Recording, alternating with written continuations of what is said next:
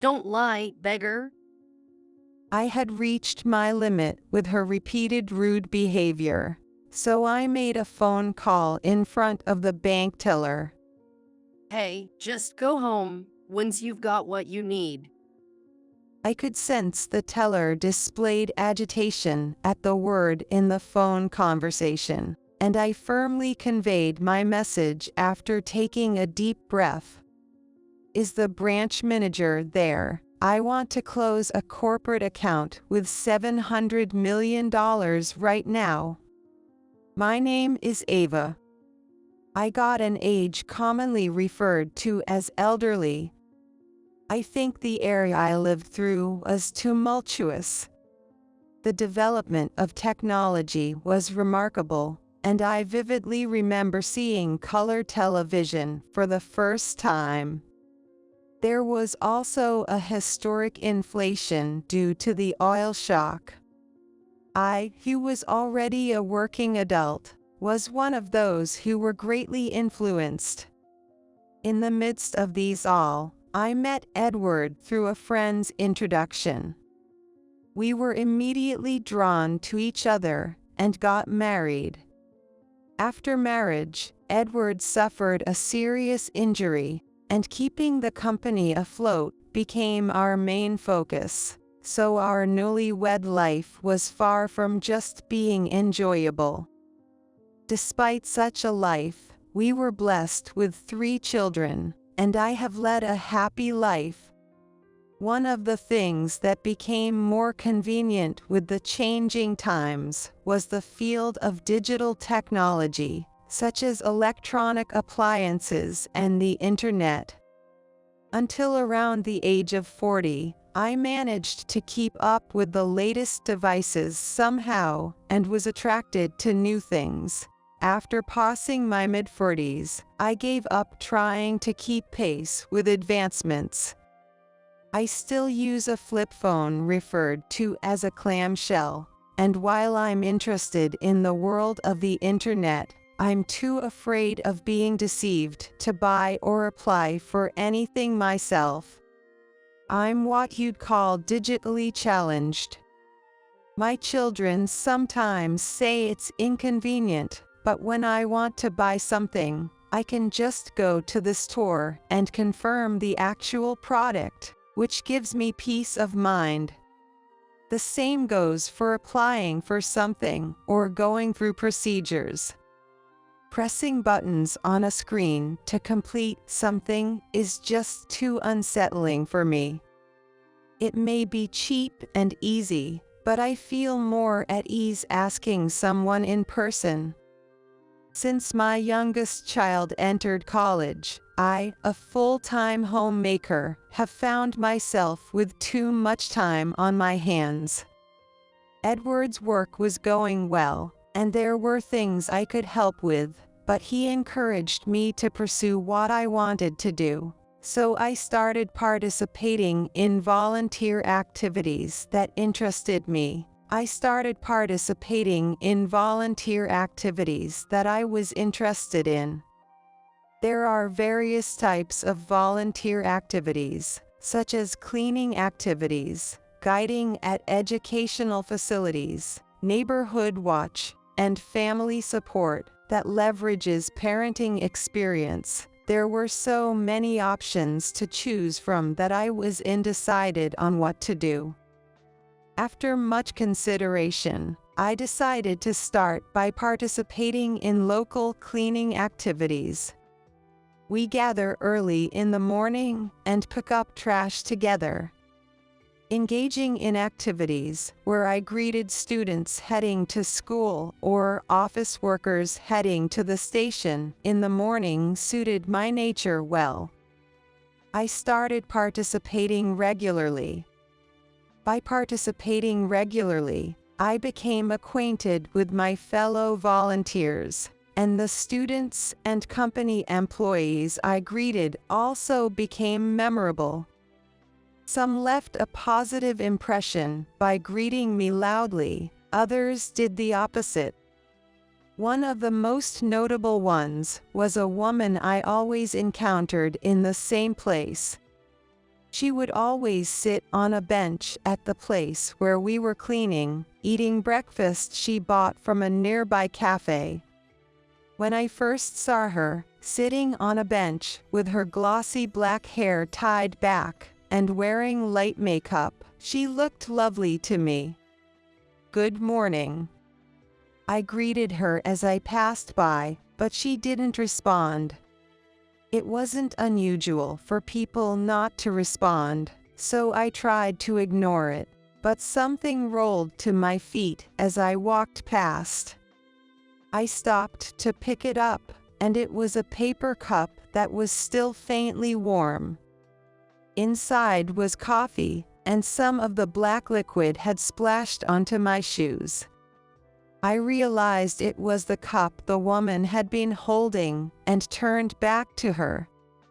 She was aiming her smartphone camera at my feet, chuckling. Why did you throw this at me? My shoes are dirty now." It wasn't like she had accidentally dropped it. It seemed she had deliberately aimed and thrown it at me. Well, aren't you like a trash can? You're carrying a garbage bag. Trash bags are meant to get dirty with garbage. Why are you so upset? I couldn't believe what the woman was saying. Who taught her that it was okay to throw garbage at someone acting as a trash can? If you wanted to throw your trash away, you should have asked and handed it to me. Being thrown at makes me feel terrible. Never thought about trash can feelings. As Sadie said that, she stood up from the bench and threw the trash she had in her hand at me again. The trash rolled onto the road without reaching me, but I felt anger boiling up towards the woman. "I told you not to throw it." The trash can got mad. She laughed and headed towards the station, disappearing into the crowd. That's how I met Sadie. On the next day of the cleaning activity, and the next time after that, she was there, always throwing garbage at me when I passed by. I would always tell her to stop, but she wouldn't listen. I even went near her with an open garbage bag to prevent her from throwing, but she ended up throwing it at other volunteers. Fortunately, the trash didn't reach them, so there was no mess. But as she passed by me, expressing frustration for not reaching it and urging to pick it up, my anger certainly swelled. After the cleaning activity that day, I warned the volunteers not to approach her. After that, she started scattering garbage around the bench, and it became my job to pick up the trash at the end of the cleaning activity. After days like that, I decided to ask my volunteer friends what other activities they were participating in. Kate, a woman I became friends with during the cleaning activities, invited me to run a soup kitchen for the homeless. I agreed without hesitation. The soup kitchen was held at Rose Park, near the adjacent station. I was advised to wear clothes that I wouldn't mind throwing away because they might get dirty, so I pulled out some old clothes that I might never wear again and headed to the park. The soup kitchen provided free meals to so-called homeless people and those in need in the neighborhood. Everyone who came was served, and as long as there was food, it was distributed to anyone. Most of the people who came were dressed in attire that suggested they were homeless, but there were also people wearing suits and even families. Among those people, I found a familiar face. Could you be Matilda? Could it be Ava? She was a former colleague from the first company I worked for, and it had been about 30 years since I last saw her. Meeting her in such a place brought me joy, but I also felt perplexed by the fact that she was struggling in life. It seemed like my feelings were reflected on my face because she greeted our reunion with a troubled, lonely expression. After finishing my volunteer work, we decided to meet again. That's because there was anything I could do to help for her. And while I was talking with her after finishing the volunteer work, my cell phone rang. It was Edward, my husband. Where are you now? Can you go to the bank? Edward sounded rushed. I'm at Rose Park right now. What's wrong? That's perfect. I need your help with processing employee payroll. I'm coming with the necessary documents, so please wait there. With that, he hung up. I checked the date and saw that it was the 24th today, and past 1 p.m. Edward's company's payday is on the 25th, so if we don't complete the procedures by 3 p.m. today, the transfer won't be made in time for tomorrow. I hadn't finished talking with Matilda yet, so I decided to take her up on her offer to accompany me to the bank until Edward arrived. 10 minutes after hanging up the phone, Edward arrived at the park, handed me the necessary items for the bank transfer, such as a passbook, expressed gratitude and apology, and then left. Edward seemed very busy today. I had helped with the payroll transfers before when there weren't enough hands. Back then, the bank was crowded with people preparing transfer forms for each account, withdrawing cash for those who wanted it handed over in person, and just going to the bank could take half a day. Then ATMs evolved, and the number of people lining up at the counters decreased. Nowadays, it's mostly done through internet transfers. Even the number of ATMs outside of convenience stores has decreased. It seemed that Edward's company also wanted to adopt internet transfers, but like me, Edward felt resistance to doing something so casually over the internet. So he still goes to the bank himself to handle payroll and payments to clients. There were 20 transfers in total. Matilda and I hurried to the bank.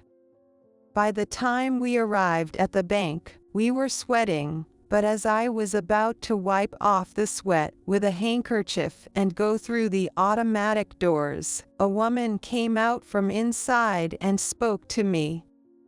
How may I help you today? It had been a while since I last came to the bank, so I thought it was just right that the guide approached me to confirm how to transfer the money, but I froze when I saw the woman's face. The reason is simple. It was the woman who throws garbage at me during the cleaning activities. Her name tag said Sadie. Sadie seemed to recognize me when she looked at my face. She glanced around, seemingly conscious of others' eyes, and then, in a volume only audible to me, she asked me for a reason to come. I looked around to see if there was anyone else, but it seemed like she was the only guide today, and there were no bank employees outside the counter. I thought I had no time to spare, and explained that I came here for the employee's payroll deposit. I expected her to guide me promptly since she was also working, but she gave me a smirk and looked me up and down as if mocking me, then called me a liar. It's not a lie. Can you please show me how to proceed since I'm short on time? I tried to contain my anger and act modestly. But Sadie showed no signs of moving away from me. She was blocking my path, preventing me from going inside. Aren't you homeless? I saw you at Rose Park's soup kitchen during lunch break. It seems that Sadie misunderstood my appearance and thought I was there to receive, not to give at the soup kitchen. Certainly, my attire today is nothing to brag about, so I can't blame her for calling it shabby. It's a misunderstanding. I was just there to assist with the soup kitchen. No need to pretend. Trash cans should just stay in the park where they belong. Oh, from tomorrow, I'll give you canned coffee in the morning. You like collecting empty cans, don't you? It seems to make money. Sadie nodded along as she said that, looking somewhat amused. Seeing her like that, I took out my cell phone. Oh, still using a flip phone. Did you fish it out of the trash? Sadie laughed as she said that, but I made the call without paying her any mind. The person on the other end was Edward. Considering how busy he seemed earlier, he might not pick up, and if that happened, what should I do? With those thoughts in mind, I looked towards Sadie. She also noticed my gaze, and perhaps feeling uncomfortable under it, her smirk vanished, and instead, she leaned in closer to me, looking menacing. You think you can fool me by pretending to make a call? Give up the act already and get lost, you pauper. Before she could finish, the call connected to Edward. What's wrong? Sorry for my abruptness, but can we cancel the corporate account at this bank? Huh? Why all of a sudden? We need to transfer the payroll soon. It's no wonder Edward would be shocked to hear about canceling the account. I knew that, but I couldn't take it anymore. I'll explain later. I think it's better not to keep our money in this bank. Perhaps sensing the urgency in my voice, Edward seemed to ponder for a moment before granting me permission to proceed as I wished. Thank you. I said that and hung up the phone. Sadie seemed a little shocked when she heard the words corporate account cancellation from me. Hey, once you've got what you need, just go home. From Sadie's tone, I could tell she was feeling less confident than before. Now it was my turn to blame her. I walked up to Sadie confidently, and she took a step back. Then the automatic door responded to her movement and opened. Sadie showed signs of concern about what was behind her, but I took a deep breath, making sure my voice could be heard inside the bank, and said firmly, "Is the branch manager there? I want to close a corporate account with $700 million right now." The bank employees who were busy near closing time all turned to us and stopped what they were doing. Then one man hurried over to us. Apparently, this man was the branch manager. Madam, what can I do for you?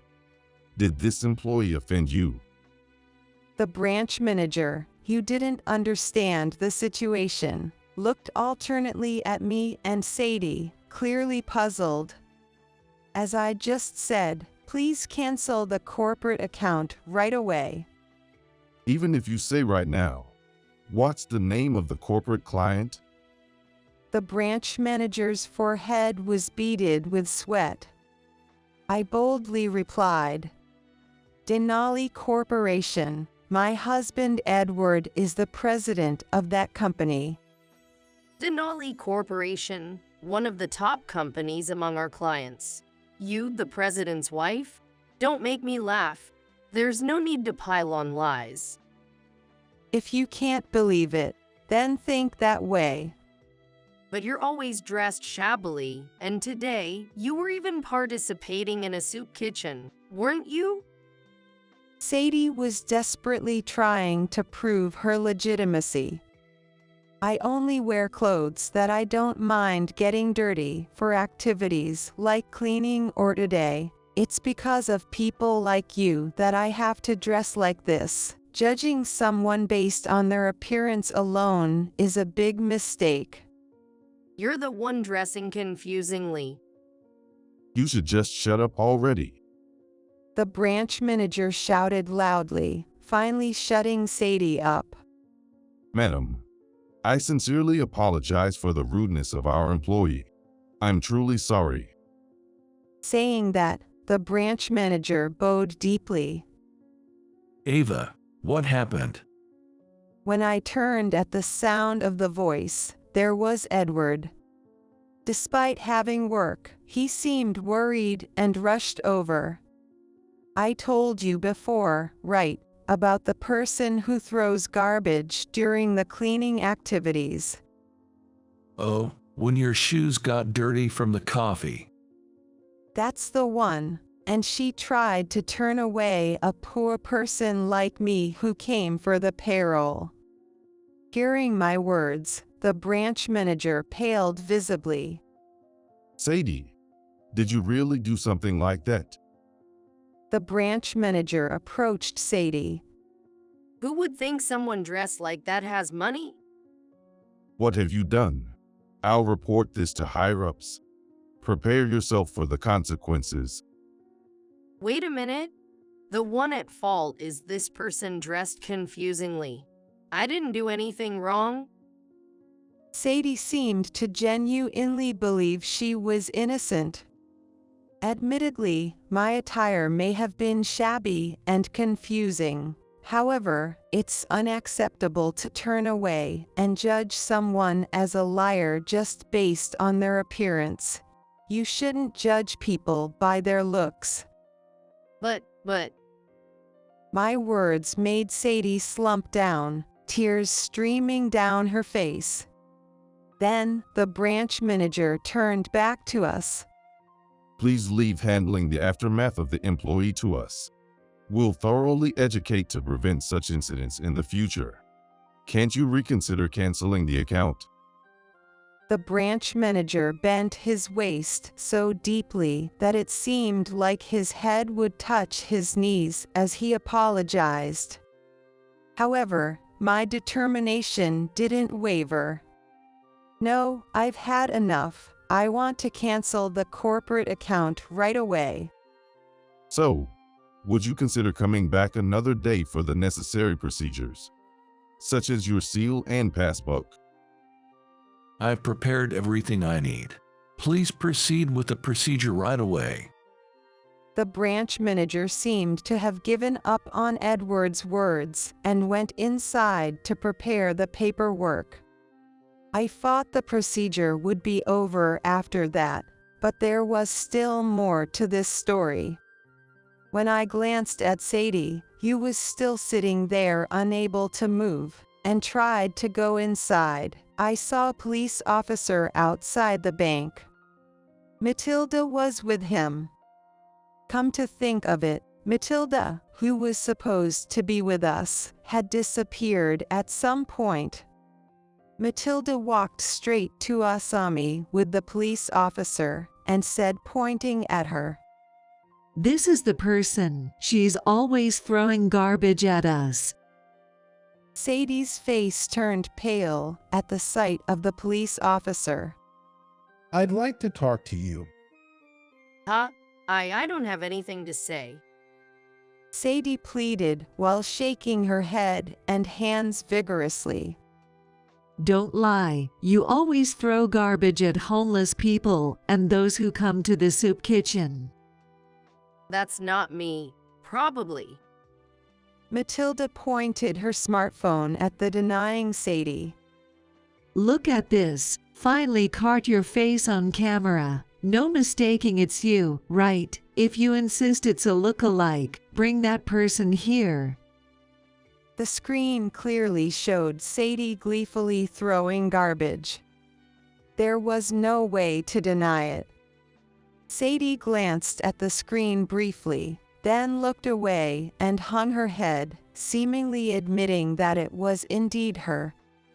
Someone got injured from the garbage you threw last time. This has turned into a serious assault case. What? It wasn't something that would cause injury. Saying that, Sadie suddenly had a startled expression, as if she remembered something. I didn't miss it. Seems like you have a clue. You treated me like trash, but your actions are unforgivable as a human being. Sadie looked hurt by my words and muttered an apology in a small voice. Afterwards, Sadie, who was taken to the police, initially denied and resisted, but with various evidence on the smartphone, she admitted to all her actions and was arrested for assault. As expected, she was found guilty in court, with a suspended sentence. When I went to the court to see the verdict, Sadie's once beautiful jet black hair was unkempt and messy, losing its shine. There was hardly a trace of the wonderful figure I felt when we first met. After being released, there was Asami seeking help from other volunteers at the soup kitchen where I was volunteering. I have no place to live, can't find a job, and I don't know what to do. People around here won't accept me. Scorned life turned Sadie into a person in need. If the reason for her arrest was harassment against the economically disadvantaged, she wouldn't be accepted anywhere she went. The incident where one gets what one deserves resonated so strongly was an experience unlike any other I've had in my entire life. On the other hand, I continue to dedicate myself to volunteering, leading fulfilling days. In the midst of these days, my grandchild was born. I learned that my flip phone couldn't support video calls, so I'm learning how to use a smartphone with Edward. Surprisingly, it's quite easy to use, and I've discovered that the internet and social media are convenient and enjoyable. Living in the era known as 100-year life, my goal is to stay healthy and live for more years, embracing my great-grandchildren in my arms.